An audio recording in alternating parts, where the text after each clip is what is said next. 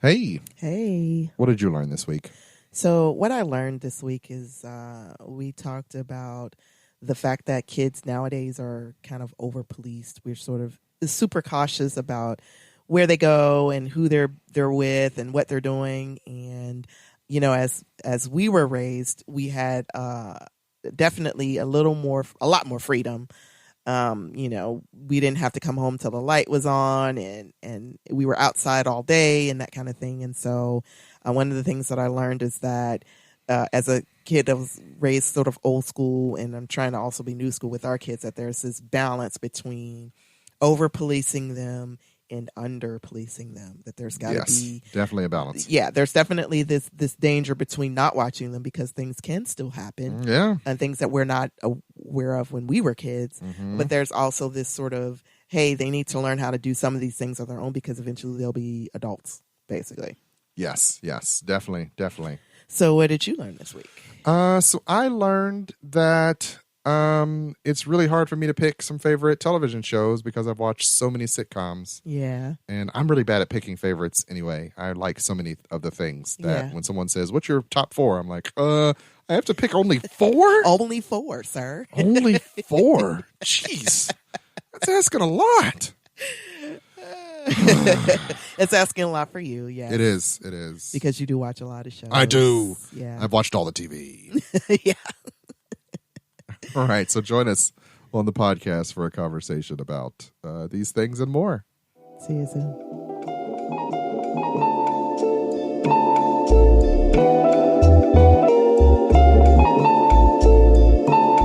Welcome to the Hallspace Podcast. It's about connections. I'm your host, Dr. Ritch Hall, and this is a weekly conversation about whatever and however I see to connect things. For people who want to connect, chat, and learn a thing or two about a thing or two.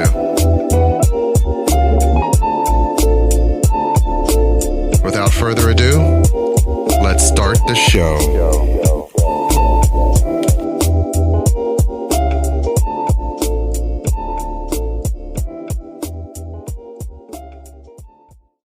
Welcome back to the Hallspace Podcast. Hey there. It's your boy, Ritch Hall, with my lovely and capable co-host, Nicole Hall. How are you? Doing great. Feeling good. Feeling great. Good. How are you? Fine. How are you? Right? Welcome, everybody, back to the Hallspace Podcast. We are here today to do some talking about some stuff. Season 2. Still episode. in season 2. Yeah. There's an interesting thing happening with the episodes. I'm behind at least one episode. Okay. And there's one in the can for something else. So this might be episode 7. It might be episode 8. Okay. I'm not sure. You know, don't put me on Front Street out here in front of the people. I apologize. I put your business in the streets right. that. You got me looking janky out here. Got me looking mad janky. Thank you. As the very host much. That doesn't do any of the editing. Right. It's like, what episode are we on? And you're like, I got 3 back episodes. Right. Which one you want me to talk about? Right. I got a bunch in the can. I'm trying to make it work. I got a life. Sorry. I got kids. I got a full-time job. You do. And a private practice on the side. I'm doing a lot. You are doing all the things. I'm trying here, people. And you're doing very well with all of those. So, you know, I just like hearing the numbers. Clearly, because I'm not the one editing this stuff. People, are you ready? Yes. We're ready. Yes. Really ready to try. Hey, we're here to do another episode for season another 2. Banger. Smash that like button. Hey. Share and subscribe, please. Please. Keep us going. You're our sustenance. We'll die out here. Otherwise. We'll die out here on these streets. If nobody listens, it's our only sustenance is the likes. It is. And the subscriptions. And the shares. And if you want to watch us perish from starvation, oh man, then just keep on walking by for just one like a day. You don't want to see us concave, man. For one like a day, you can keep us. Save a subscriber. Save a content creator. Save a YouTuber. Save a YouTube creator. It's so funny because every time Victoria doesn't even have to have the camera on her. Mm-hmm. She's even got the twins. Oh yeah. Smash that like button. Smash that like button. Mm-hmm. This is our video. Yeah. Like, share, and subscribe. Like, share, and subscribe. Rod's the same way, and Daniel's just sort of like, sure, whatever. Here's my video. Mm-hmm. I know you like it. I'm going to talk about something. Right. Pretty sure you're going to like and share and subscribe. So. It's just a matter of time before our kids have a podcast, before one of our children has a podcast. Where Richie's brought it up, and I'm like, if you want, I could show you how to do it. Yeah. And they've been trying to figure out how to turn like the cameras on and things like that when I'm not in here. I have feelings about that. Don't touch my studio, but they do, and it's so hilarious because you lock the door once, like out of the entire time that we've ever been in this house, and the kids are freaking out. Yeah.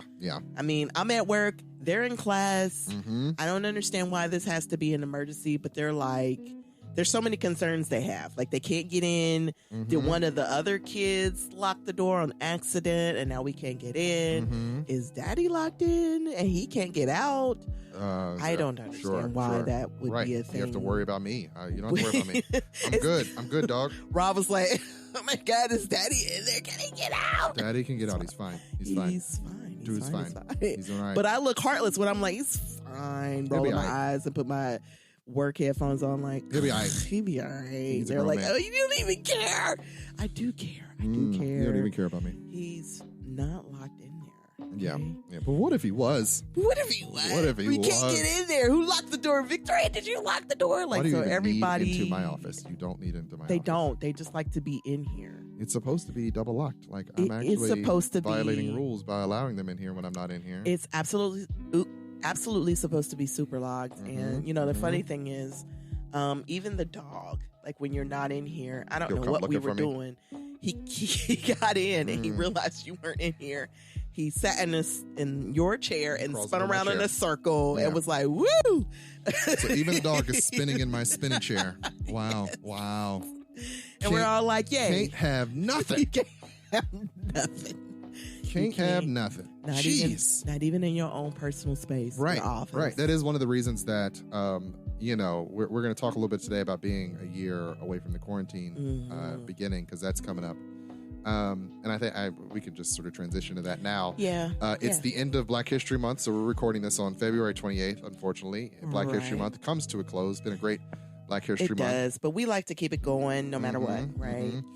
Black History Month is all every day of the year, because Black history is what? American history. Same difference. Right. So recognizing mind blown for some of you guys, right? Right. Why did they get their own month? Because one, you wouldn't acknowledge it if we didn't, and two, you had to be made to remember that we are part of the tapestry of this country. But I'm not going to get on that soapbox right now. No, I'm going to move on. But I'm black, y'all, and I'm black, y'all, and I'm blackity black, but black, y'all, and I'm black, y'all, black, y'all, and I'm blackity black, and I'm black, y'all, black.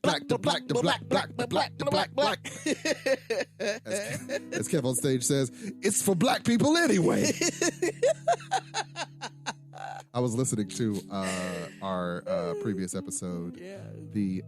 So for most people, it will have been the Judas and the Black Messiah episode. I'm like, man, I be going really hard sometimes. All the way in the black paint. Like, you do. White people need to atone, and black people, and I remember. Where's our 40 acres and a mule? Right. Exclamation points. Right. Just recognize for a second what you've done. You are complicit. Well, and the interesting thing about it is I've always known you to be that way. Most people don't know. Most people don't know. It's now recorded for posterity on the internet. It absolutely is on the internet now. Your oldest son is the exact. It's weird. Same way. It's weird because I haven't even taught him most of that stuff. Like, he's had to pick up those points secondhand or by listening to me in the margins. I don't go to my kids and tell them militant fantasies. No, you do not. He has been that way. I try to give them for his entire life. He goes to church that way. He goes to school that way. Yeah, he be bringing up talking points. Oh my gosh, he goes. Where are you getting this from? I didn't tell you that. I mean, but he just knows. I agree. I mean, power to the people, my brother. But wow. You are absolutely right. This is completely unfair. You're right. Yeah. You're right. Black people are marginalized in society. And he'll let his teachers know during class. Okay. I mean, I'm glad he has that chutzpah. He does. I did not have that at his age. I will definitely say that I could not have articulated any of those dissents. Like, I remember having those ideas. Yeah. But being able to speak out about it. No. Well, and one of the reasons I became a doctor is because I needed evidence to prove to white people that I've got a perspective that is valuable. This is absolutely the truth. And I remember trying to articulate it and being shot down like, you don't know what you're talking about. Yeah, and there is always this sort of the burden of proof is Yes. on me to prove that Right. these Right. anomalies happen. And one of even the still to friends and family, having to Yeah. these things have happened to we me. didn't imagine these things. Right. We're not Right. speaking out of turn. There is research. I could provide you the research. I know you wouldn't read it. There's a ton of research, and the people that don't want to read it, Will those never read people it. will never believe it anyway, right? Right. But there are, I mean, for some of the people that are really close to you, close to me, we absolutely have experienced these things firsthand. Right. Racism is real, people. It's very, Systemic very real. racism is a thing, people. Yeah. I mean, and even for our 10-year-old who hasn't experienced too much yet, listen, he is all. I often worry about it because so our 10-year-old is he's an internal creature. He is. But when he speaks out about something, he has his thoughts and opinions, but he's often in his head. And I give him a lot of space. I now understand. It's another reason I say I understand my dad better now that I am a parent, because my dad is a bit of an extrovert. Like, he loves people, needs people, tells you all of his thoughts. Yeah. And I've always been very internal. I don't start telling my thoughts until I have a good one. Yeah. And so you could be around me for hours, days, and you not won't say truly any know words. how I feel about things. But I'm also a really good listener, so it works. Right. My oldest son is really very much like that. So he and I could be in the car driving, and if I don't bring up something, he might not talk to me. He's either not going to say anything at all to you, or he's on a tear and he's going to tell you everything. Yeah. Like, he's unloading his entire brain, and you're like, yeah, man, no, continue talking about it. Yeah. But we have these little drives back and forth to my mom's house, and it's like, I'm telling him some aspect of me, and he's like, yeah, I'm telling him, I had always wanted to be a writer, but I became a psychologist because I also wanted to be that. And he's like, well, one day you'll figure the writing out. I'm like, hey, man, don't come for me. But also, I appreciate that thoughtful and wise advice. He is always so encouraging, though. He is. He's super So if you say encouraging. something to him that you're worried about, I'm worried about XYZ, or I don't know if I'm doing this right. Yeah. You'll get it. You'll figure it out. It's okay. You're doing the best you can. Right. And I love that part of him, because that means he's absorbing what we're giving to him. Yes. Right. But it also has me to think sometimes, it's weird having a kid, you don't know what's going on in his head. Daniel, you kind of know what's going on with Daniel. He'll tell you. Because he comes to you and tells you. And Victoria, you definitely know. All of her feelings are on display. All the things. All the time. She never keeps anything internal. I wish she'd keep more things internal. But Richie, we need her to button it up. He's got his own in his head, and you're like, are you thinking over there? Like, what are you even doing? Because sometimes he's just in his head. Yeah. And if you ask, he's like, I'm okay. And it's like, I know you are, but what's going on? Yeah. I mean, there are some days where you go into the room and he's in the corner, he's doing his thing, and you're like, hi. And he'll be like, hi. And that's all you get. Yeah, and you're like, but I mean, you good? But if he's on a sharing tear, then suddenly it's like you're gonna hear everything all the time. He does not stop. Yeah. Oh yeah. He's super excited. And he's just sort of unload word vomits on you. And then when he's done, he's like, okay, bye. All right. And then he just disappears, and you're like, what? Like, I'd like to know more. I thought we were having a moment. Hold on, we were talking about Roblox. We were talking about stuff. We were talking about every one of Captain America's costumes. Yeah. Please tell me more. Well, it's so funny. I mean, for a second there, I was like really nodding out, but now that you've decided to leave. Hold on. I had to get my bearings, but now I'm awake. Because he does kind of walk in mid-conversation. He just starts talking to you. Like, so then on the 7th day, you have no you're idea. like, what? Like, what happened to day 1 through 5? Like, wait. Day 2, the afternoon. Start from there. Right. No. Like in 1945, they had these kind of tanks, and the forces were moving north, and the treaty, and you're like, what? So there's a treaty? What are we talking about? Wait, buddy. Hey, buddy. What are we talking about? Let's start back back, for a second. and then I'm here. Me and you. So yeah, having children in your house is genuinely having these creatures all different, who are very much different from you. I was thinking about that because I was having a conversation with someone with an adopted child, and it was like, at the very least, I know how to justify my children's behaviors according to you or I. Like, I know most of what's in the soup. We can figure out their balance based on it's like, this kind of comes from my dad, or this kind of comes from my mom. My oldest son fusses a little bit like my mom. Victoria's mischievous like my mother was as a child. Like all the Wiggins / Slaughter / Blood. Oh my gosh. / Hall women. She's all of them wrapped up into one. She's all of the women's on both sides. Oh my God, I got so many strong women in my life. Child, that it's like, would you be less?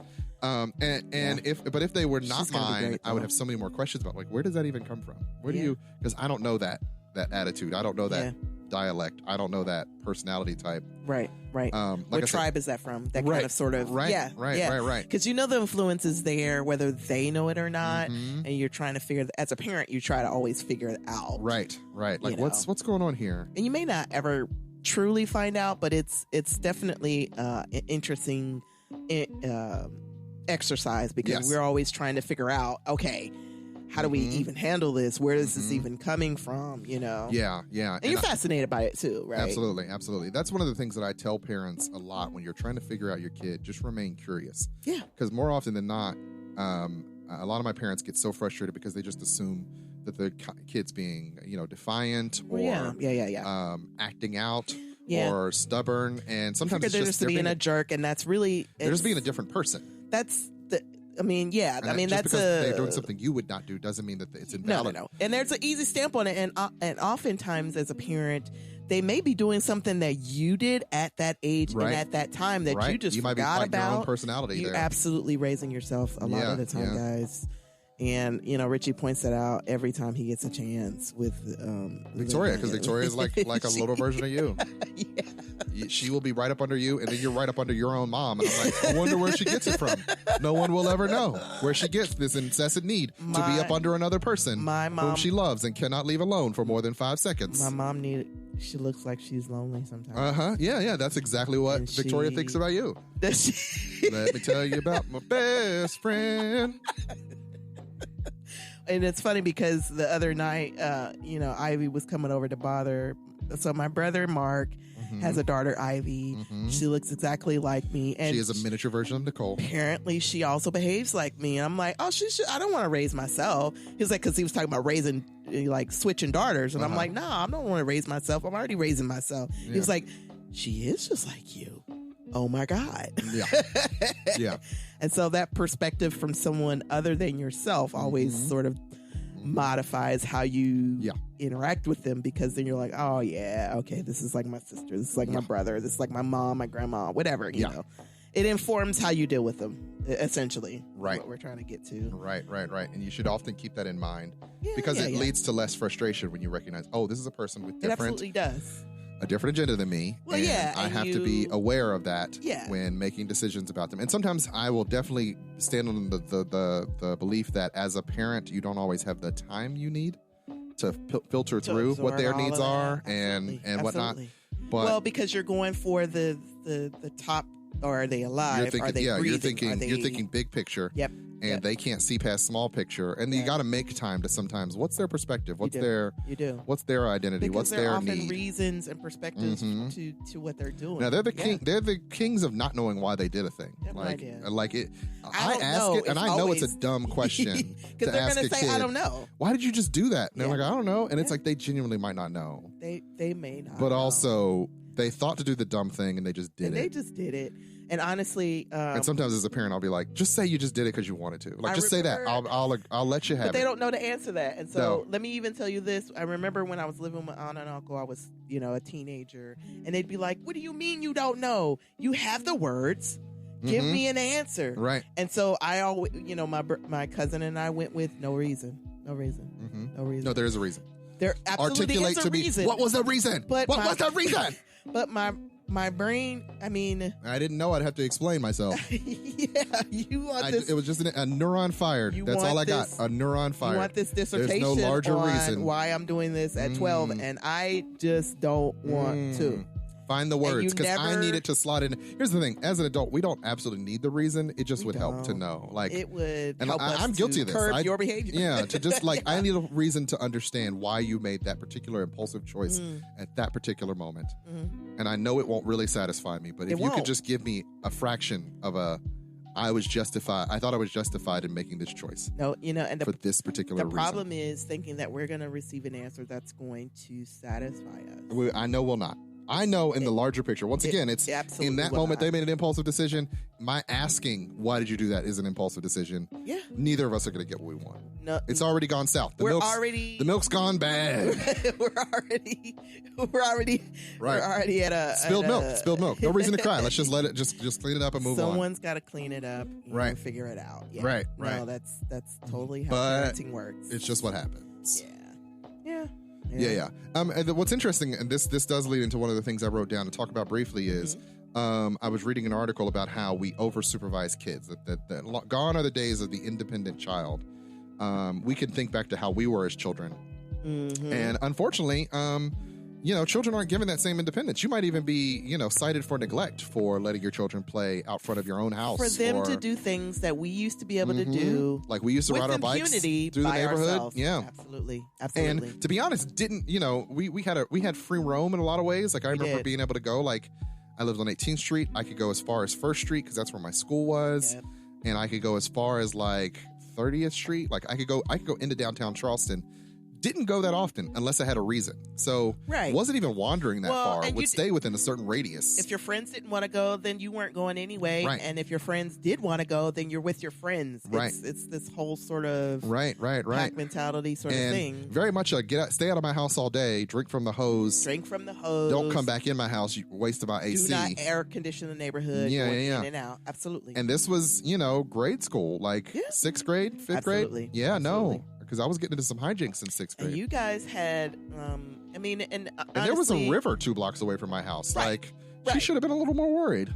I mean, she might have been. I mean, in 2021, she would have been. In this time, and this day and age, we would probably be more worried. And I know that there is a difference between you were in Dunbar, West Virginia, and I was in College Hill around that same sort of age range. But honestly, we had the same sort of restrictions where, it's like, okay, we lived on this street and there are 3 streets that butt off of our main street. You could get on all 3 of those and be just fine. Yeah. And then when the street lights came on, then it was time for you to be home, drink from the hose, do whatever you got to do. Yeah. And there was never, this over concern of who was out there with you or, any of that kind of stuff. And we kind of did what we did. We didn't go very far. And so there was this sort of feeling of freedom without really exploring it in a way that was exceedingly dangerous, if I could say it that way. Yeah. Our kids couldn't even, at Ra's age, he's 10. We would be 2 and 3 streets over. Right. Easily. We definitely would have been outside. Easily. Oh, yeah. We would have been between here and their kids in this neighborhood, they don't even really know that much because they're they're just a block away or 2 blocks away. A block away. There's 2 streets away. They've never been over there. And they're not out and we're not out. And part of that is COVID, right? Yeah. Because there is now it is. Yeah. But there was a street over that had this was pretty old school. They had all the bikes in the yard. Yeah. And that's where you knew that's where everybody was. That's the kid house. Yeah. That's the kid house. I don't ever want to be the kid house, though. I will say that. For our street, we were the kid house. I never want to be the kid house. We totally. I should.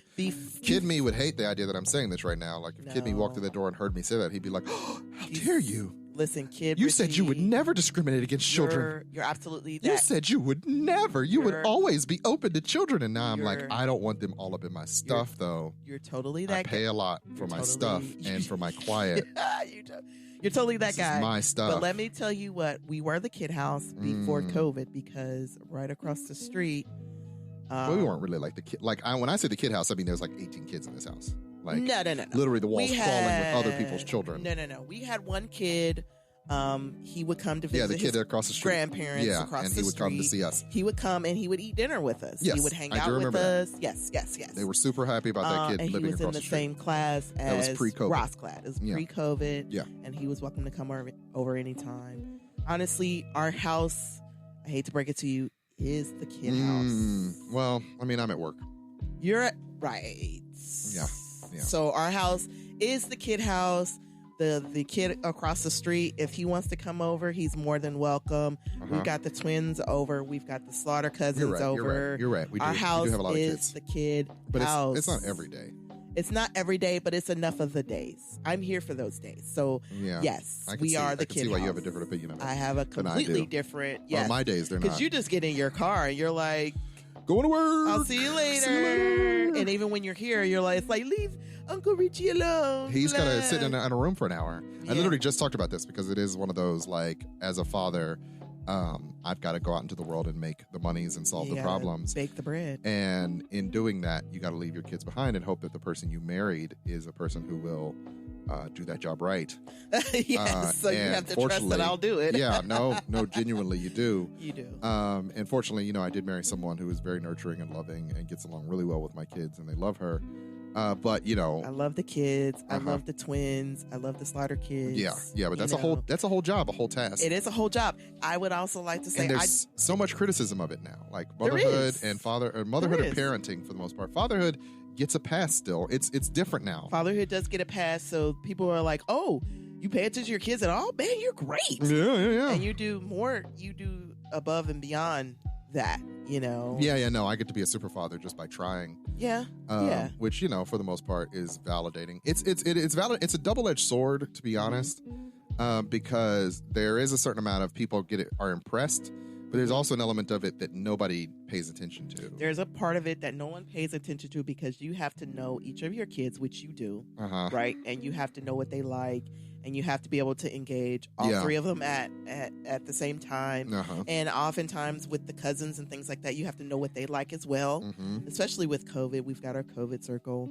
You have to know kind of how to engage all of them. Yeah, and you do all of that pretty well. It's definitely I do marginally okay.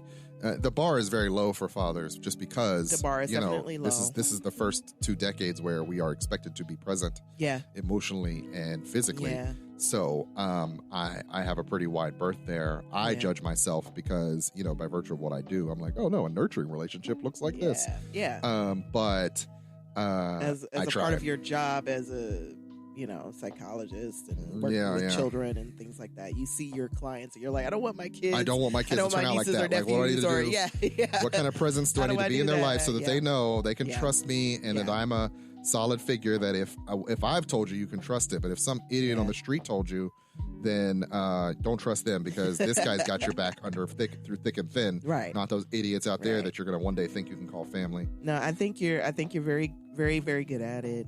Yeah. All the kids are kind of aware of who you are and what you're about and what you would do for them.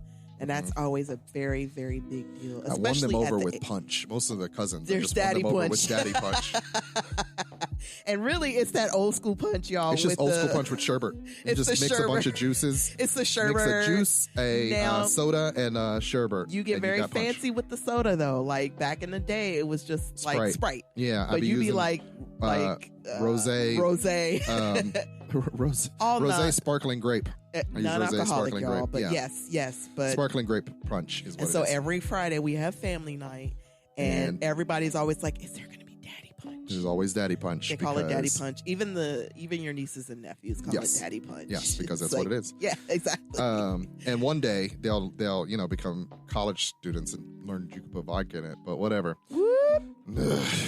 But the rest of us know how to get the daddy punch and add vodka too. No, don't spike the daddy punch. We don't spike it. Good, clean fun. Good, clean Christian fun. We put those fun. in our own separate cups as I don't drink. Alcoholics. I'm a teetotaler. It's been covered, but you can do whatever you want with your cup. But as for me and mine, and my cup is my cup. Okay? Right. Yes. I'm going to circle back around to do you think kids are over policed? Like we just discussed how in our age there was a lot more freedom, a lot more stay out of the house, a lot more just not being observed. Like we did a lot less observation of us when we were growing up. I feel like there is this fear of kids being taken advantage of or abused or taken or whatever. When they're out of sight. Like if they're too far out of sight, something bad could happen. Yes. But I also believe that there is this part where we're over policing them where, and honestly, I noticed that I always do it myself. Giving them activities to do. You're giving them activities to do, or you're trying to break up their fights, and they need to learn how to do that themselves. Yeah. Right? Yeah. So for example, like the Slaughter cousins, like little Mark is bigger than our kids. And our kids are used to being the bigger kids. So they're doing the slamming and the flipping and flopping. And playing too rough with the other little kids. Yeah. And now there's a bigger kid who can play rough with them. There's a bigger kid that can play rough. And they're like, he's bullying us. I was like, he's being a cousin. No, he's not. Yeah. And I mean, they say because we're old school like that. We're old school like that. The bigger cousin wins, right? We're definitely, And the Huddlestons used to come before COVID. And so Adam and Isaac would be bigger than them. And sometimes it didn't go your way. Sometimes it did not go your way. And because we're old school, we're like, oh, that's just what happens. And our oldest is used to being the oldest, and so he wants to be, the alpha. The alpha. You gotta earn that, bro. No, hey, I used to be the alpha too, and it's like, hey, y'all gonna do what I do. I've always been the alpha. So yeah, but when another alpha shows up, you gotta make a choice. you gotta figure it out. Can you hold your own? If you can't, then you lose. I did tell the kids, ain't room for two alphas. We talked about it because I said, they're like, Mark, cousin Mark is big. He's so much bigger now. I said, yeah. I mean, that's just kind of how cousins work. I said, Gammy's brother, Uncle Jeff, used to beat up on Daddy. Oh, yeah. They're like, Daddy? Yep. Yeah, your daddy. Yeah, me. Yeah. And you were not allowed to step into his room. You're not allowed to cross the carpet into his bedroom. You couldn't touch anything. He would know you had touched something. Oh, yeah. They understood it a little bit, but I had to drill it home like, no, your daddy. Yes. Daddy Richie, daddy. Yes. Uncle Jeff is only 10 years older, so he would play and he would make sure that, he would flip and flop with Daddy just the same as a he's bigger not 10 cousin. years. Is he 10 years older than me? It's 10 years. Is it? It's a little over 10 years, but it's not that much. Yeah, okay. So yeah, in my mind, it's like I'm 10 years old and he's about to turn 20. Yeah. So he's 18. Yeah, so he was like a teenager for most of my life. And that's what I said. Most of the life I can remember, he was like a kid and then a teenager and then suddenly an adult. Right. And so they're like, oh, Mark. I'm like, he's got 2 years on you tops. Yeah. He can figure it out. Yeah, no. I mean, I have other cousins who, my female cousins used to Giovanna, they used to beat me in air hockey and until I cried and then make fun of me for crying. And so you don't know humiliation until your girl cousins threaten to beat you up if you lose at air hockey, and then they make fun of you for crying. Right. Or tickle you until you got to use the bathroom on yourself. That's what having cousins is. These are fond memories now. It might be trauma. I don't know. It may be trauma. It's probably a hint of a little bit of column A, a little bit of column B. A little bit of both. Sprinkle of one, dash of the other. Right. But you look back on that stuff and you're like, no, I love those people now, even though we went through the fire together. But you go being through too loud and rowdy in my grandmother's basement. That sibling cousin fire, though, right? You get relegated to the basement, like everybody, right? Or like a lot of us, right. And that's what you kind of, and that's where you that's the gauntlet. You got to survive that. Now, here's the thing: we are definitely a little more watchful of the kids, just because the girls are a little smaller. They're 4. The twins are 4. Sure. We are watchful. We are both watchful of the twins. Absolutely, we do. Bridget and I and Mom and I hear the different cries, and we sort of somebody definitely reacts to that. Right. I'm just like, that doesn't sound like a dying cry. That just sounds like an I'm upset cry. Yeah, they're fine. And we always know which kid is upset, even if they don't come up the stairs. But so we're a little more watchful maybe than we were when we were kids. But because when you were kids, the message was, don't come up here crying unless you're bleeding. We're gonna shut everything down. Yeah. Somebody better shut be all that dying. noise up. Yeah. Right. Yeah. I mean, you broke your leg. Some of that was abuse, but we look at it fondly. The statute of limitations has run out, so nobody's going to jail for it. But, and you wouldn't want them to. I wouldn't. I mean, there were times where I'm like, somebody should stop this lady. She's crazy. I remember once having the thought, like, if she beats me in this store, like, someone will stop her, right? Nope. But unfortunately, in West Virginia in the 1980s, no one would have stopped her. In fact, they would cheer her on as she beat me. Like it was, a gladiator movie. My old school brain said, what did you do? I deserved it. Okay. I stood square in that. I deserved it. I was just doing what I wanted to do. I don't know why I did that thing. I don't know why I touched this thing in the store and it broke. I don't know why. No reason. What was the reason? What was the reason? I'm sorry, though. I said I'm sorry. Doesn't matter. Yeah. Next thing I know, I'm getting yanked up. And these people there are witnesses. They should do something. Someone should do something. If there's She's crazy. anything that we know, most of us know, is that no one can save you from your mother. No one can save you from your mother. There is no one. I did live most of my life thinking there was none greater than Ethel. Yeah. That ultimately there was no authority in the land that could save me from her. Facts. I mean, she was also the only person who could keep me alive, and Facts. if anything happened, I would need to be, It's both sides of the coin, man. Right. No one can save you and no one can kill you but your mama. But she's going to kill me. She's going to murder She's not going to kill you. She's probably going to murder me. we're going to come pretty close to it. She's probably going to murder me. It's going to be death. There's It's nothing not but gonna death. be- Nothing no, but no, death no. is waiting for me. No. It's not death. Nothing. It's just close to death. It's death to that It's pretty part much of gonna your be death. shanana. It's Okay. pretty much going to be death. It's pretty much gonna be No. It's death. It's the death of that part of your spirit that says I should be acting a whole fool. Yeah. Yeah, death. So what you're saying is death. I hear death. No, that you hear She that. must never know about this. 8-year-old Richie is hearing death. She must never know. She must. So many different instances. So that fear of death. And what's interesting is we do not beat our children. We And absolutely yet they do not. have they have a real They fear have- of us. Sometimes they there's sometimes absolutely- where they definitely overstep in this way that I that they get frustrated. have to put them back in line. Yes. Yeah, I definitely get frustrated with them. Like, hey, you should know better than to try this with me as your father. and that's when you go from new school to old school. Right. I'm not Right. that new school, bro. You like Not Victoria that new school. definitely gets fly at the mouth in a way that I'm like, that's disrespectful.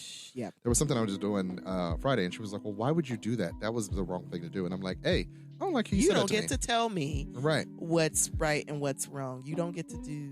It was very much a why don't you know how to do that? And it was like there's a way to ask that question, like, "Hey, do you not know how to do that?" without being disrespectful. Without being disrespectful, like, Yeah. why don't you know how to do that Yeah. yet? Like, it was like I was like, there was a tenor there. I don't like. I think you should stop talking to me. Yeah.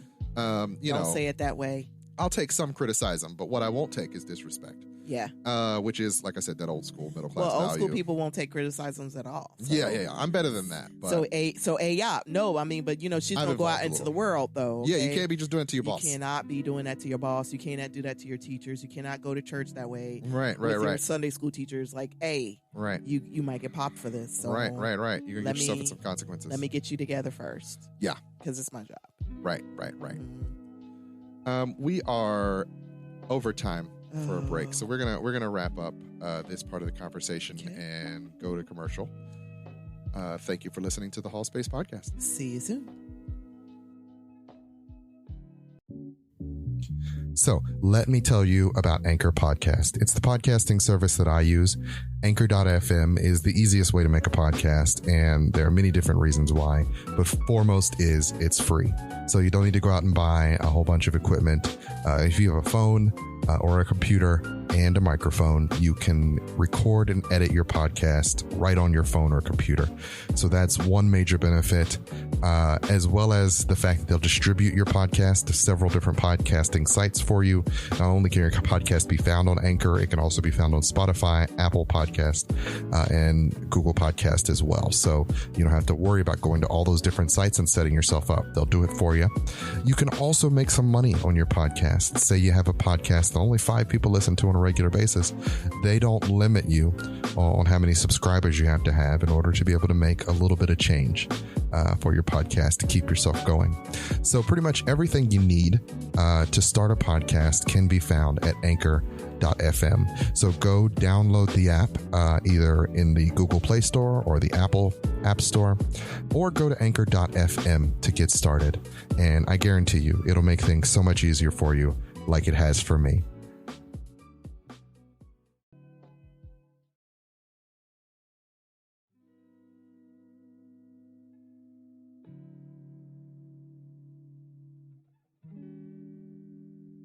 Welcome back. Hey there. Welcome back to the Hallspace Podcast. I'm your host, Dr. Ritch Hall, and my lovely and capable wife at my side. Nicole Hall. Hey there. And we were chatting about children and parenting and whether or not we think you're overparenting. I don't know that we solved any problems there. We were just We don't. We just having a sort of conversation. speaking about our experiences. Yes. So let's run down some news items while we're here. right. Tiger Woods was in an accident. He absolutely was. His car flipped or something. Yeah, it's whatever. very unfortunate. He had some surgery to his legs or whatever. Always been a fan of Mr. Woods. Really? Yes. Don't you recall? So I stopped all of that When he when he was messing around on his wife. Yep. Can't forgive him for that. You know what? I mean, I feel away. And he didn't cheat on me. I'm not married to him, but right. But when you're married, those sorts when of you're stories married, do it's have an like, effect. so you out there fooling? So out there fooling. So okay. if you remember, I had what can be called a man crush on Tiger Woods when he was a young golfer. He's about talented. my age, who was very talented and was He's turning up very the scene. talented. And so my friend Lewis and I had a whole internal headcanon that he was our friend. He was our geeky friend. Oh. And so we would joke around and tell stories about how Tiger Woods struggled to pick up women when we went out. Seriously. Yeah. Well, and honestly, for Tiger Woods, he probably, once he started getting really good and getting exposed to the, to the different crowds, they're like, okay. So he got an alpha female who probably was like, hey, you, come home with me. Nah, I think absolutely. Our canon was that Tiger Woods was always making mistakes. He would make mistakes. I don't remember why we started telling these jokes, but we had like a whole series of jokes where it's like me, Lewis, Lorenz Tate, and Tiger Woods would go out, and Lorenz Tate was always the smooth one, and Tiger Woods was always the geeky one. And he would just make these goofy mistakes. I don't remember why we told these jokes. I thought you had known about these jokes, but these might have predated you. No, these predated me. These were first year of my apartment. Oh my god! I don't remember why. It was something about he was tearing it up, winning awards that year when I moved out. So that would have been like 97. 97, 98, yeah. And I don't remember why we developed this headcanon, but we used to have all these jokes about Tiger Woods spilling drinks on girls and all that. Oh, he was definitely doing all that. Yeah. It seemed like to fit his character. That was just the impressions we had from watching him on TV. I felt like with Tiger Woods, maybe in real life, there was this girl who was like looking like, hey, I need this. She was going to do all the work for them to get together. I need this high dollar earning.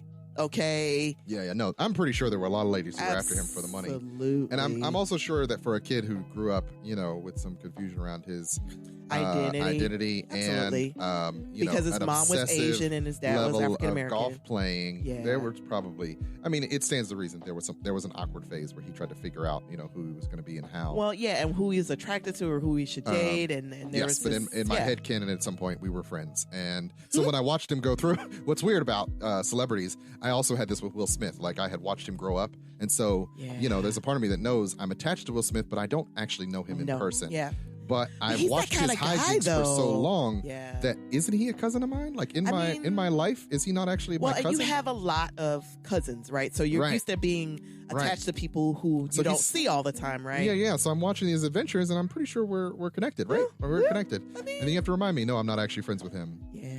And so when something happens to him, like you're like, I feel that connection. So honestly, he went through some stuff when Tiger Woods went through his stuff with his marriage. I was like, oh, this guy that I revered at some point in my life, and maybe in my head canon thought we were friends who went to bars together. He's going through some stuff. I feel bad for him. Like if I really knew him, I'd reach out and say, "Are you okay?" And then when he has a car accident just a week ago, the headcanon memory came back. Came back to you. Oh, it's like we used to hang out. How's he? Does everybody know he's okay? Oh, man. You talked to Tiger lately? Is my guy okay? Have you spoken to Tiger? I don't actually know these people. We don't know celebrities, ladies and gentlemen. We attach to them as if they're friends and family. They in part pull these emotions from us. They do. Because that's how they endear for themselves. different reasons, right? Because they're mimicking emotions. That's what they do as actors and celebrities and whatnot. They need that for us to pay for them. He was like an extension of who you were when you would pick up girls. Yes. It was. It was who I didn't want to be. Actually, it was good to have a foil. Yeah, somebody who was worse than me at picking up girls. Someone who was worse than you. Yes. And he actually ended up being a little worse than you. Well, yeah. He was a Lothario for a while there, and unfortunately, he got into a really bad car accident. He's been through several surgeries, but our thoughts and our prayers are with Mr. Woods as he recovers from this tragic incident. Yeah, we got a lot more legs out of that than I thought we would. Also, Ice Cube was on Instagram saying he wanted to do more Friday movies, but Warner Brothers refused. Really? They have the rights to the Friday movies, and they wouldn't let go of it for him to make more Friday movies, which would be like printing money, right? Absolutely would be. You don't have to pay a lot for them. I mean, they're don't. not expensive movies to make. No, I mean, and honestly, what do they have? 3 sets? And I'm pretty sure HBO Max could just turn out a Friday show, right? They absolutely could. If they really wanted that money. They absolutely could. But and the problem is that probably Ice Cube Ice Cube produces his own films. Yeah. So he wants creative control, and they're like, we don't want to pay you, black man, for that. What do we need you for? How do you think he created all these other movies? Like, what do we need him for, though? We want to be in the business of Ice Cube until we have to be in the business of Ice Cube. Right. Because he's probably, you don't know how Ice Cube does. He's a pretty movies. rigid businessman, so I know that he's got his hand in all the pies to make those movies. Listen, give him his dough. Yeah, because honestly, Mama loves those movies, and we watched Next Friday the other day, and You know, it's good folding clothes music. You know, I'm a big fan of the first movie. Yeah, I mean, you know, John they're decent movies. Witherspoon and Regina. I enjoyed it. It's a hood classic. Absolutely, for sure. It's absolutely a classic. Yeah, absolutely. How come every time I'm in the kitchen? You in the kitchen. You in the kitchen. So many quotable lines. So many quotable lines. It'll be like it's Beaufars. We'll just keep it at my house. yeah. What bike? That's my mama chain. My grandmama gave me that chain. My mama gave me that chain. Yeah, and so, I mean, even as Hood teenagers and young kids, and then even as parents, we watch it again and we're like, oh, yeah. Yeah. Why every time I'm in the kitchen, you in the kitchen? You can't eat be up that. all the collard greens. You know, I like collard greens and hog I like dogs. pig's feet. Right. So, Ryan, you just gonna throw that cereal away because we ain't got no milk? Yeah, put some water in that. You better put some water in it. Right. You see it from a different point of view. You do. Yes, no. You do. Friday now, as an adult, Craig is the a-hole in that. He is the jerk face. Craig, you are a jerk. You are a grown man living in my house. The least you better not throw out all that cereal. Listen, you done got this whole big old bowl. And you about to throw out all that cereal like I ain't used my hard-earned money to buy that cereal. You must have lost your mind. Because we ain't got no milk? Because we ain't got no better milk. Eat it dry. Why didn't you check before you... Why didn't you check before you... The whole time he's doing that, like he's like, yeah, he pulls the cereal down. He pours a whole bunch of it into the big bowl that you kind of soak your chicken in before you fry it. And it gets that one dash of milk. And as a young person, you saw that, you're like, oh no, Craig. It's so bad that you're out of milk. As an adult, I'm like, I guess you be eating dry cereal. I guess you're going to be eating all of that dry cereal. Yeah. You wanted this cereal, it is now yours. It is all yours. And you better eat it. I better not see that in the trash can. You better eat it. Yeah. Every piece. Last night they had verses. D'Angelo was supposed to be against Maxwell, but Maxwell apparently bowed out, couldn't do it. So D'Angelo did verses by himself. Okay, so stop. Let's talk about this. D'Angelo versus Maxwell. Yes. Okay. Don't care. Because listen. Listen. I've seen Maxwell live. Listen, he won. He won? He won. He won. It'd have been the battle of the falsettos. I mean, don't get me wrong. I like these verses. That the biggest thing is always like that you like both people, right? Yeah. I like that. I like D'Angelo, right? Right? I mean, and y'all can. My lady. Yeah. I like D'Angelo, but if we're talking about just straight vocals and music, how does it feel? How does it feel? Yes, we've all seen that video multiple times. But brown sugar, baby, and get high off your love. I don't know how to behave. Want some of your brown sugar? Yeah. I'm just saying, give D'Angelo his flowers. No. Method Red came out, sang Lauryn Hill's verse on Nothing Even Matters because somebody had to do that song. Seriously? Yeah, and it was actually a pretty good version of it. For those who don't know, that was like our first duet when we started doing karaoke. Did we do that in karaoke? We did. We bombed. Yeah, because we didn't actually. Because we thought to know the song. Yeah. The thing about karaoke is you think you know the song until you have to sing it by yourself without all the cues of the person singing it under you. Yeah, okay. I do remember. That's why we never came back to it. We could probably do it now. We could probably do it now. Yeah. But when we first started doing karaoke with my coworkers, it was like, oh, this is our jam, boy. Yeah, and then you're up there and you're like this sky would fall, not even with boss call. The world seems so very small. Nothing even matters. Nothing even matters. At all. Oh, the timing is off. Nothing even matters at all. Nothing even matters at all. Wait. It's not stepping now. It's not stepping now. At all. Yeah. Now, I say that to say that we are excellent in karaoke. We are excellent karaoke singers. We are excellent karaoke singers. Now, we haven't done it in over a year. We haven't done it. It's been a while, but we practice. One of the things that we learned is to practice before the time. Yeah, practice in the car. Practice absolutely in the car. Practice without the song. Yeah. Do the instrumental. Without the words. Singing it, and see if you can get the hits. Yep. So you got your songs, I've got my songs, and then we got our songs together. That was the first song that we sang together because we were in love. We love each other, and I love you. And nothing even matters. Nothing even matters at all. Right. Nothing but you. Nothing but you. Nothing but you. Nothing but you. Nothing but you. Nothing but you. Nothing. But yeah, but it's one of those things where but you hear that song and you're like, oh. nothing but you. But let me say this.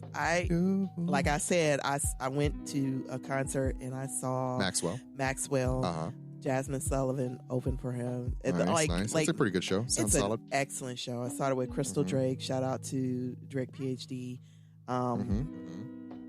It was excellent. And nice. like I said, I've never seen D'Angelo in concert, but let me tell you what, Maxwell is excellent. And I went for Jasmine Sullivan. Let me start with that. But then we're bowled over by Maxwell live. Yes. Exactly. Nice. Exactly. And so I don't know how D'Angelo does. I like his music just the same. I bought his music just the same. But like Maxwell came out with Black Summer Night. So you were all in. Just you got the horns going. Okay. Just nice. That whole album and then you go back to his old stuff and you're like, I forgot you did that. Nice. His falsetto with real horns on the stage. You love real instrumentation. I do. Yeah, I'm an Earth, Wind and Fire fan to the core of my soul. And right. He came out with the horns, and it was just I don't know why Maxwell couldn't make it, but he wasn't there for the verses last night. But Method Man and Redman showed up, which I was like, why haven't they done a verses yet? Okay, now get those two guys. I didn't hear that part, so they showed up. They showed up at the verses, person. Did 2 songs. I didn't even realize they had 2 songs with Maxwell. Once I'm hearing them, I'm like, oh yeah, I know these songs. Yeah. And I'm like, okay, so where's their verses? Like Meth versus Red. Just do it. Please. Just do it. Hey, D'Angelo, versus. can we just sit down? Why is this not a thing? Listen, I'm here for it. I'm a big... They've both got their own catalogs. They do. I am a big... And their catalog songs together. Oh my God. Match made in heaven. I was going to say, Meth has his songs. Red has his songs. Then they have their songs together. Right. Huge fan. Perfection. Huge fan. Perfection. Absolute. Why have we not done that already? Absolute perfection. All here for that. Oh my gosh. Yeah. You know what? And it doesn't even have to be like a competition. Yeah. Just y'all get together and just do y'all music. They would just do their thing. They would just watch these 2 dudes rock out on stage. Because I feel like Meth and Red are kind of like if you're going to compare people, like you think about, like Red is always like the complimentary, Wu-Tang Clan, member, and I think of like Big Boy and Andre, like they're together, but they do their own separate thing, but they're together. Yeah, Method Man and Redman aren't quite that because they're not as put together because they were Big separated. and Dre are outcast. Yes. And now they're separate because the group broke up. But Meth and Red have always been 2 independent acts. They've always been separate. Who do really well when they link up. There are fewer in hip hop duos that are as iconic as Method Man and Redman in that way that they were never supposed to be together. They just happened to make magic together. And we will always be here for them making music. And they've done so many features together. Absolutely. So many features. Absolutely. I don't know that any other duo has done that many features. Oh my together. gosh. Honestly, yeah. And that's why, I remember getting, I would buy Redman's music before him and Meth got together. Of course, I loved Wu-Tang, but I hadn't bought Wu-Tang is for the children. I hadn't bought any of, Meth's music. Wow. I bought Tikal? My brother had that. Some stuff I didn't have to buy because it was already in the house, right? Right. But when Redman started making his own music, I absolutely bought my own copies because Mark was like, "You need to get out of my music, okay? Get out of my CDs." Right. You're taking the wrong CDs when he wants to store. Yeah. But so I knew that they were separate. I understood them as separate. But when they got together, like I loved it. So a versus for them would be phenomenal. Awesome. There's another thing they're doing. We're going to transition. Okay. Another thing that they're doing on the internet, on Twitter today. Basically, you know about the show WandaVision. You haven't seen any episodes. I'm all caught up on it. I'm in love with the show. Terry and I are definitely going to talk about it within the next week. Okay. Which is another thing that's going to throw the episode. Hall and Hud comes back to talk about WandaVision. And they're basically Wanda. I'll tell you the premise of the show is she's living out certain sitcoms. So she's living out like Dick Van Dyke Show and the Brady Bunch and things like that. And so what you're supposed to do as the audience is like, you're Wanda. What 4 shows would you be living in? I'm going to go ahead and already say that you're living in the Golden Girls. Boom. Absolutely. You didn't even have to say it. Didn't even have to say it. Didn't have to think twice. In thinking about my own 4, it was hard to pin down 4 because I have watched so many sitcoms in my lifetime and been in love with so many sitcoms in my lifetime. So it's like, which 4 could I choose? And it has to be sitcoms. I mean, you can I'd live in Doctor Who because I've watched all of those episodes. Of course, you multiple times now. Travel the universe. Right. Absolutely. But and looking at the lists, it was trying to figure out which 4. It was really hard. So can you think of what your 4 are? And I know you're going to say Martin, and I know you're going to say Golden Girls. Definitely. And I'm also assuming Girls. Living Single. Absolutely Living Single. There might be another show of yours. Let me think about what that 4th one would be. Absolutely Golden Cosby Girls. Show, maybe. Maybe Cosby Show. Or, no, you know what? What? Over the Cosby Show, I would pick...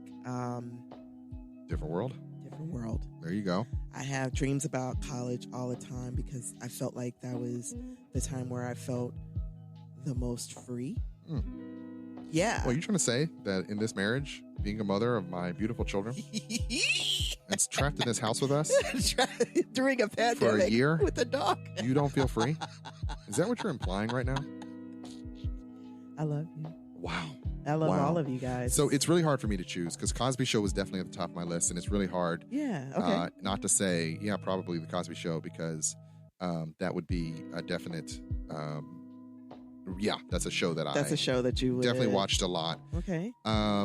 And then after that, it's like, probably Scrubs, probably Community. I was gonna say, would it be like a Frasier or a... not Frasier. No. I wouldn't. I don't know that. Like, definitely there's some PhD element with his of Frasier. own radio show. Come on. Yeah, but I mean, Frasier, I loved. I mean, I'm not saying I don't love that show, but like of the shows that I emotionally attached to. Okay. And are considered in some ways unassailable to me. Yeah. And that if I were trapped in a grief-stricken episode where I've detached from reality, which show am I going to land in for comfort and stability? It would probably be Scrubs and Community for sure. Yeah. And then after that, it's like, there's like a bunch of smaller shows that I was absolutely in adoration of. Malcolm in the Middle, maybe. Which is one of the ones they chose. Fresh Prince of Bel-Air, maybe. It's like, well, which one of these would I... It's really hard to choose. Wings. I was obsessed with Wings for quite some time. Love me some Tim Daly. Yeah. MASH or Night Court? Probably Night Court. I mean, if I'm looking Night for Court, shows. Absolutely. Right? Let's be what show I want to live in. So if you say Night Court, then I'm going to go with Empty Nest. Empty Nest. I remember being obsessed with Empty Nest. They're neighbors to the Golden Girls. I mean, come on. Family Matters. That was a Family Matters fan. Family Matters. You're in Chicago. Absolutely. Yeah. Some contemporary shows. Brooklyn Nine-Nine, Parks and Recs are genuinely like some of my all-time favorite shows. Yeah. So it'd be really hard for me to choose the 4th. Knowing me, I'd bounce in and out of all these shows. I mean, if we're talking about shows that I was emotionally attached to, Quantum Leap, absolutely. I was going to discussed it on the show before. Any of the time traveling shows. I'm a big fan of not any time traveling show. No. It's got to be the I'm very particular about the time traveling shows that I appreciate. Yes. And Quantum Leap is up there at the top. Quantum Leap is good. We've watched some of the older episodes on Sundays, and it's like, yeah. It's a good show. Solid show. I hope they reboot it. Everybody's getting a reboot these days. Why not Belisario? Just give me some Quantum Leap. It doesn't have to be Sam, but we all know Sam is trapped in a time stream. What? So have his daughter, whom we know was born while he was on one of his leaps. Why don't we have her get into the time machine, have Ziggy send her into the past and the future. Nerd. She can travel along his timeline and her own, which gives a wider berth of timelines. Nerd only alert. in the past, thanks to string theory. I mean, how deep into the weeds do I have to get about Quantum Leap right now to convince you, Don Belisario, that this should be a thing, all right? There's a lot of us leapers out there who want this to happen. So when you come across this show on your Spotify playlist, please just remember, I'm a fan. Shut up and take my money. All right. I will sign up immediately for the Peacock. Just go ahead and do it. I will sign up for that service tomorrow. I will be on the cock tomorrow. Nerd.com. Okay. You be. You got it. You get caught up there. Now, there was another show that was similar to Quantum Leap. Journeyman. Other effing Journeyman. I love Journeyman. All right. So you're talking about Journeyman. Yes. With Kevin McKidd, where he was a time traveler. And what was different about that show was it was kind of like the Time Traveler's Wife show, or a book where he would just randomly go back in time. And if he changed things, there would be consequences for him that was different than Quantum Leap. In that he was always bouncing back to the present after he'd go to the past. And he was still trying to figure out why he was having these episodes of time jumps. Yeah. And in one of them, he like erased his son and made her a daughter because he messed up the past somehow. So they were really like playing with the conceit of time travel and the idea that he was bouncing around in time. I loved the show at the time. I don't really remember much about the episodes except for that one trick. It was like, oh, that's novel. Sam Beckett would never do that. Just because Sam Beckett's memory was always Swiss cheese. So to avoid any fumbling of the future, they would just say he doesn't remember anything about his future. So I thought that was a fun little exercise. What 4 shows so would you want to? 4 shows. Yeah. So Community, Scrubs, Cosby Show for sure, and I'm not sure about my 4th, but it'd probably be a mashup of MASH and Night Court. But if you notice, a lot of those are workplace comedies. They are workplace comedies. I like screwball comedies. And people MASH who work was together just and so live together tragic. and form a family. Yeah. Scrubs was tragic. Scrubs was tragic too. the spiritual successor of MASH.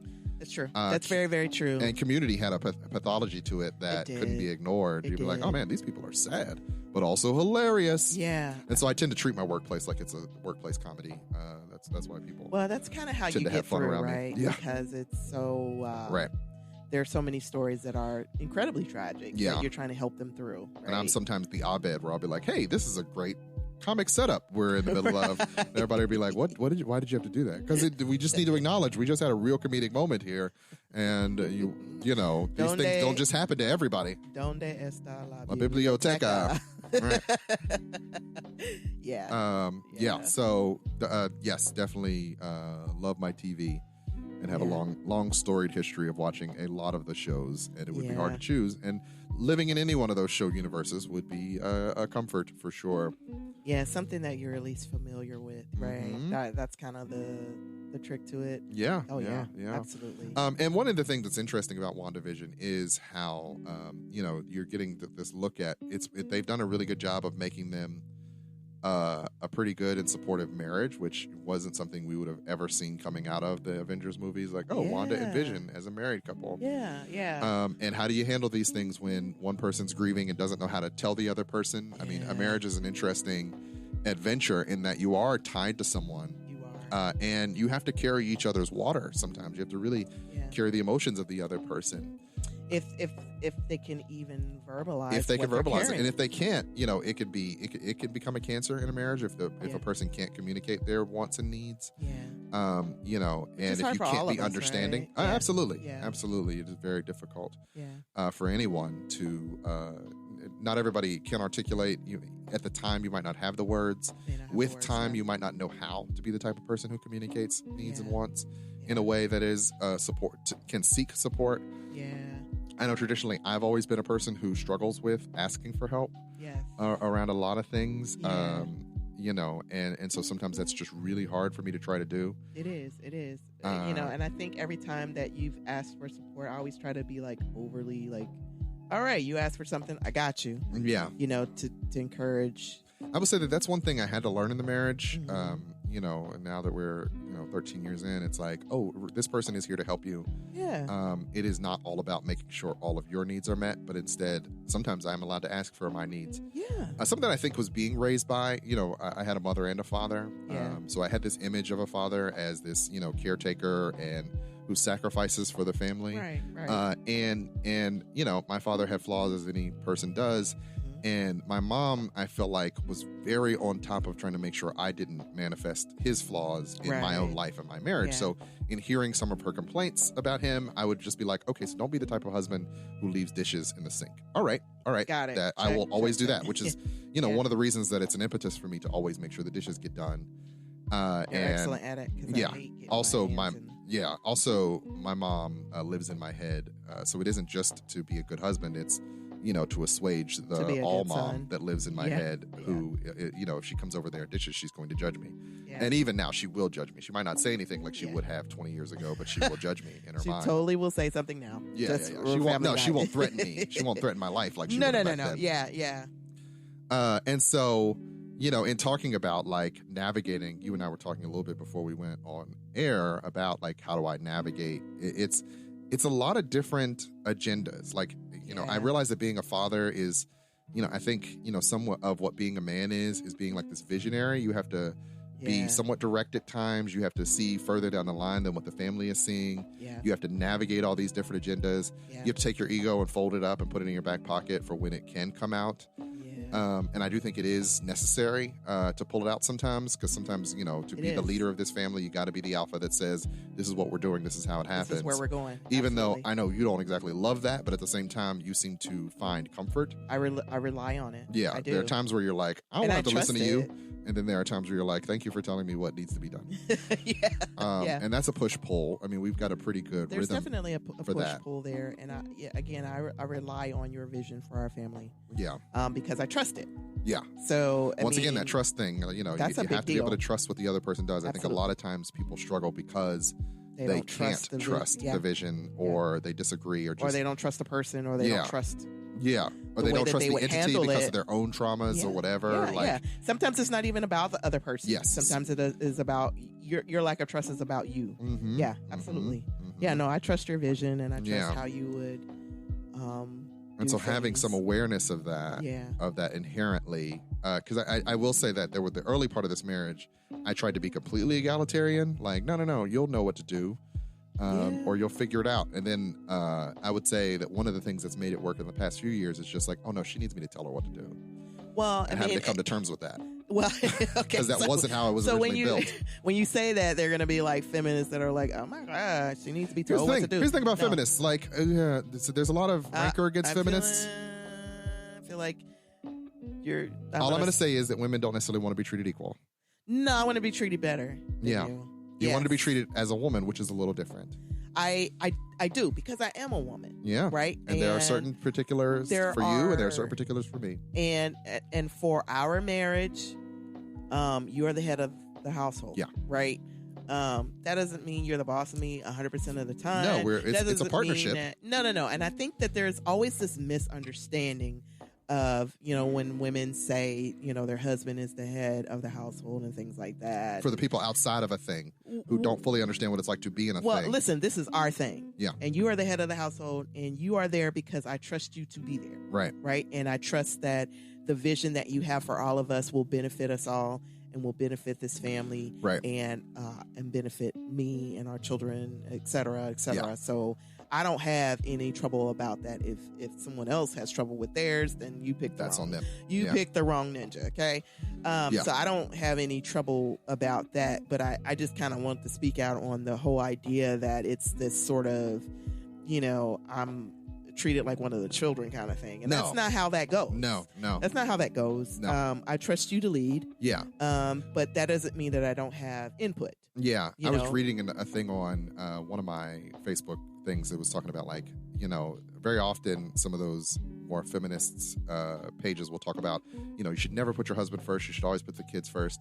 And I have some frustrations with that. I do too, because ultimately you raise your children together, right? Yeah. And then they're going to go off and live their lives. And you're in a thing together. It's just you. Yeah. Then it's just you. And so I think it's one thing to say it's a black or white proposition. It's not. That I must choose my wife or my kids first. That's not. There are ways in which they are special, and there are ways in which you are special, and I have to remember to treat you special in your way, and each of them special in their own way. Correct. And so they have a status as my children, but I chose you as my partner. Right. And so I just think of it in terms of I think of it in terms as nuance. It's easy if you try to break it down to a black and white proposition to say, well, you're wrong for thinking that or this. But it's like, no, a relationship, an actual family is a complex interwoven agenda field that you have to just navigate. It's so much more complicated than that, where you say, well, do I say my kid's life? Do I say my wife's life? That's not, I mean, and that's what a lot of people try to make it sound like. And that's a philosophical argument. It's absolutely. And that's not the feet on the ground, how do we solve the day-to-day family stuff? Absolutely not. No, I mean, we have to raise our children. We have to love our children and encourage them and do what we need to do. But we also need to encourage and feed the relationship that you and I have as husband and wife, because ultimately the kids will grow up, they'll do what they do, and they're going to move out. And you know, another part of that is, in order to have the fuel to be able to navigate the stuff that the kids bring. Oh my gosh. We need the union that is you and I. Absolutely. And otherwise, they'll be able to split us. Right. Or easily. they'll just wear us out. They'll wear you out. And if I'm not there to say, hey, leave that lady alone. Yes. Then they'll just take it pretty often. Because they don't know how to leave you alone. And sometimes she just needs to be left alone. Like she just needs a minute to herself. She needs some alone time. I need you to walk out of here. Right. Yeah. And I know you as a mom that you're not necessarily wired to say that. But me as a dad is like, hey, leave this lady alone. Get out. She loves you. Get out. Yeah. She'll be here later. You can continue to take from her. Yeah.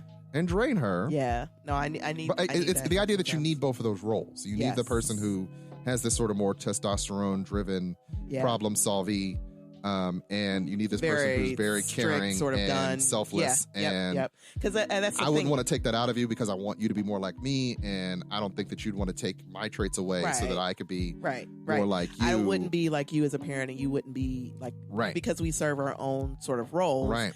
And the kids know, and there's that stability there, right? Right. They know what to expect from you, and they know what to expect from me, right? And they need both, right? They need both, and I think that's just part of the job. It's absolutely part of the job. It's absolutely and trying to and you know, there's a lot of once again, I'm using the word feminist, but I'm using it loosely to describe a type of perspective wherein some of these ideals are espoused, but there's a lot of talk about power and equalizing power. Yeah. And I just feel like you can reduce some power, but you can never equalize certain power. The kids and you and me are never on the same level.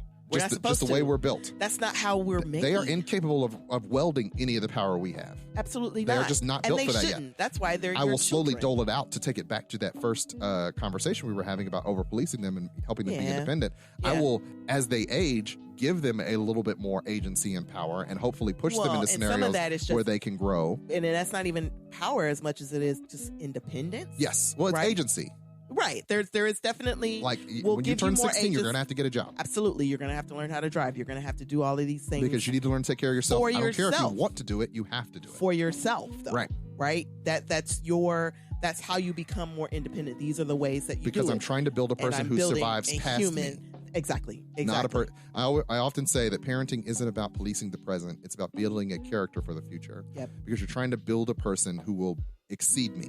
And you put them out into the world. Other people. Yeah. You know, they got to go create their own family, their own life outside of me. And there's a responsibility to that. They always be better than you. They always have to be better than me. They always have to be better than you. Which is tough because I know I'm flawed and I know they're flawed and I know the ways they're flawed. And I don't want because we're passing on our flaws to them. Right. And they're building their own flaws. And it's like, come on, you can't have these. I need to I need to shave these off. Like you can't keep that one out in the world. Let's keep molding. Yeah. Right. And so I see the role as husband and father as this responsibility to the unit, and there's equality is a myth in that because there's no way. Fairness is often what's fairness really is fair versus equality. Yeah, fairness and equality, and yet both of them are kind of ephemeral when you're talking about a family. Like there's no absolute fairness because who's the absolute judge? Well, no, I mean, and if you're talking about, just the marriage alone, it's like sometimes it's you, sometimes it's me. Sometimes it's 90. Yeah. Sometimes you don't have 100. Sometimes you don't. Sometimes you don't have 50. Sometimes you don't. And I gotta live with that. Sometimes I ain't got 50. Like I know I need to give this more than I'm giving it. And today I don't know. And I gotta pick up that slack. That's just how that works. Right. Absolutely. That's why you're a unit. Right. Ideally, that's why. That's the benefit of being a unit. That's absolutely why you're a unit. Otherwise, then just be alone and don't do that. And I think not everybody else is everybody's not good at handling conflict in the way, trusting the partner, recognizing what part of the things about you that are triggered are about them or about you. Like there's a lot of that work that needs to be done. That's definitely for a unit to maintain. That's definitely the tougher part because some things aren't about you, right? Yeah. Some things are about just me, and some things that you struggle with are about just you. Me. Yeah. And the kids will pull it out of you. Your partner will pull it out of you. Definitely. Just having the responsibility of a family will pull it out of you. Absolutely. And if you don't deal with your stuff, be it therapy, be it a good friend, be it a trip to the pub with a really good person who listens to you, don't spend too much time down there. You got a family to take care of. Right. Get your butt back home. But right. Bring your butt home. But have that free time after you're too. Right. De-stressing and self-care and all the buzzwords, but making sure you do what you need to do to keep yourself, stable for the family. Like having this office that is my studio is one of the, I need this space. We always knew that you had to have an office. A space. But you know what? I think the part of that too was that I always understood that only because my grandfather had his own office. Right. You know, we encroached upon my grandparents. You know, I was 9, my brother was 6, and my mom, we all came to live with him. And my grandmother was like, you guys are going to live in the attic. Mm-hmm. And he has to keep his office. This is his space where he can sort of defrag for the day. Yeah. And one of the things that I remember was a big pride of joy for her was she would put all of our pictures up for him in his office for him. And she said just, you know, when he can do whatever he needs to do and look up and see these are all the people that love him. That's hilarious because I have our pictures. You absolutely kids' pictures in here. And I saw that and I wanted to create that for you, but you kind of created that for yourself in the past office. Yeah. It was like, that's you know, this is why you keep swimming, right? Yeah. It's the Homer Simpson do it for her moment where, you know, he's got pictures of Maggie on his desk to remind him this is why you show up to this job every day. This is why you do this every day. Yeah. You need that. That's one of the fuels. Like, I'm building these people into their future, and I've got to keep that in mind. It's one of the larger aspects of the day to day because there's going to be 1,000,001 little ego injuries that happen, and if you're like, well, I'm going to get caught up in how I feel about this, then I'll forget. No, I got to make sure these people go on without me and have their own people. Your why. Yeah. Like, and sometimes I think we forget those biological imperatives that this is not just like I can get caught up in my indulgences and the things I want for myself and the things I like. And once again, that ego. But it isn't my story as much anymore. It's now I've brought these other people in who have their own stories and need me to guide them to be who they need to be. So that they can have their own stories and they're a part of your story. Right. And that's how you raise them is a part of your story. Right. And I'll have to answer for that. And so I was talking a little bit earlier about Superman and how there's a new Superman show called Superman and Lois. Yeah. And one of the things I like about the show is like Superman is torn between he's raising 2 teenage sons and he has to save the world. Oh, wow. And that resonated with me as a dad who's like, I'm out here trying to save people one person at a time. Yep. Sometimes from certain, death or whatever. And I've got 3 kids. I have a responsibility to, and how do I keep that balance of fatherhood and husbandry while at the same time trying to do my job and do this job that's validating to my ego to do, but also isn't all of who I am now. I've got these other pieces that I need to make sure that I'm attentive to. And luckily, I've married a wonderful person who can raise my children and raises them well.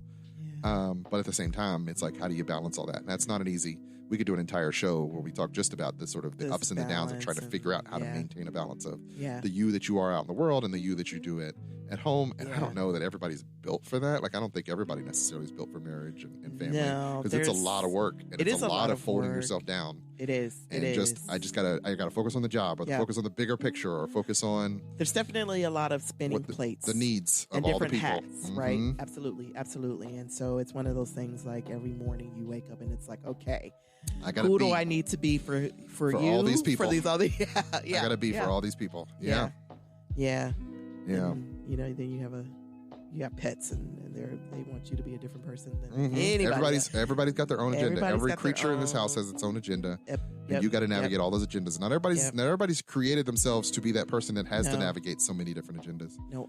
And one of the things that I will say that, we've kind of created this life and we've agreed on each edition, right? And I feel like we've created this sort of really full, lively bunch. Yeah, very, very. Right? A lot of happiness, a lot of laughs. It's a lot of messiness, but it's a lot of fun and a lot of laughing. And I think they'll look back fondly, even on this. I think that even in the content, even on the quarantine, I do believe that they'll look back like this. They had a good time. Yes. As much as they could, like they'll definitely feel like they've lost quite a bit, but considering they're having a great time. I'm not as worried about them. I'm worried a little bit more about what the transition back will do to them. The transition, because it'll suddenly ask of them things that we haven't asked. We've let them have, we've had them have a lot of freedom, free reign. But you know what? Let me tell you what. Victoria's been going to school on Saturdays, and that transition for her was perfectly fine. Yeah, I mean, kids are adaptable. Kids are way more adaptable than we are as adults. To be honest, I think the transition will be tougher for us. Oh, yeah, I know for sure.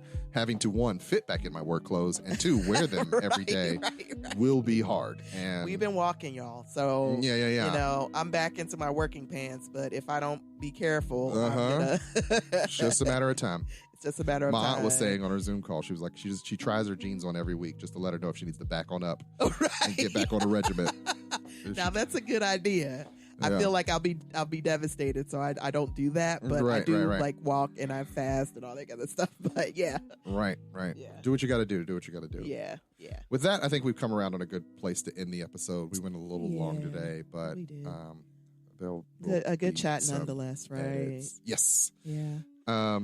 So yeah. Thank you so much for joining us on the Hallspace Podcast. We really appreciate it for this episode. Yes. You know what the music means. You know what the music means. Our time is up. I say good day, sir. I say good day. The Hallspace Podcast is brought to you by Hall Productions, LLC. Show notes and credits can be found at our webpage, thehallspacepodcast.wordpress.com. Any questions, comments, or concerns can be sent to us at thehallspacepodcast@gmail.com. The show is written by Dagger Pen Davis. Music is curated by DJ Cabal. The show is produced by Chuck Jones and recorded at Slash and Trash Studios. If you like what you hear and you want to hear more, please be sure to like, share, and subscribe. And I hope you all have a good week.